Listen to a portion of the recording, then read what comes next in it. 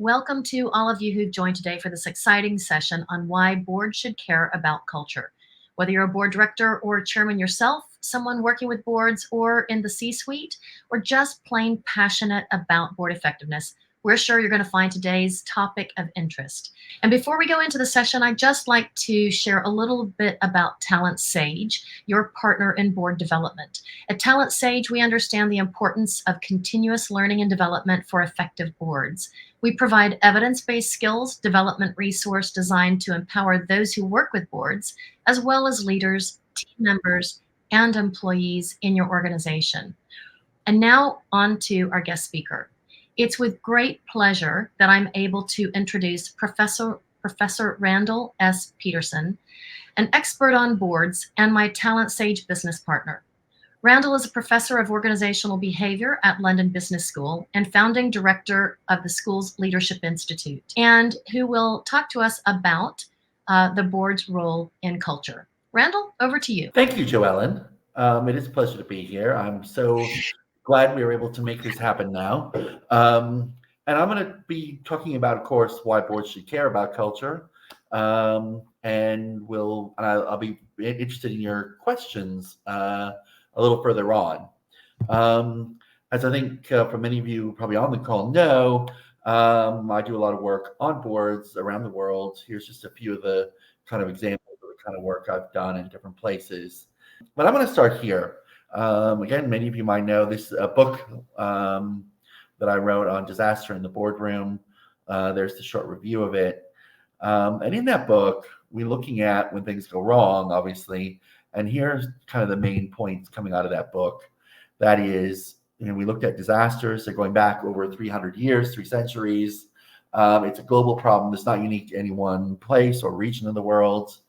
A lot of people kind of shrug and say, well, it's just companies come and companies go. But we're looking at when companies make, the board makes really bad decisions.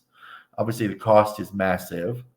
And here's the punchline we think of the book, which is most of the time, somebody in the room knew exactly what would happen, right? They understood the issue, they understood the concern, and in the end, couldn't be heard.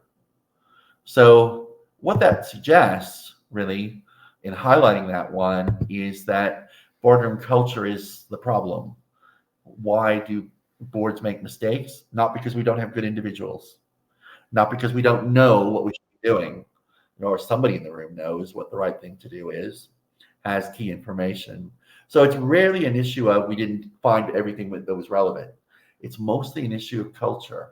How do we find a way to make sure that key information does reach the board level and we can make the relevant decisions based on that? So first, what is culture? Why does it matter? Why should I care? So it's a shared set of values and norms. It varies by strength, meaning sometimes culture is really clear and in your face, and other times it's much more subtle than that. Really important in terms of also the content. It tells you what's important. It tells you how we do things around here and gives people guidance when others are not around.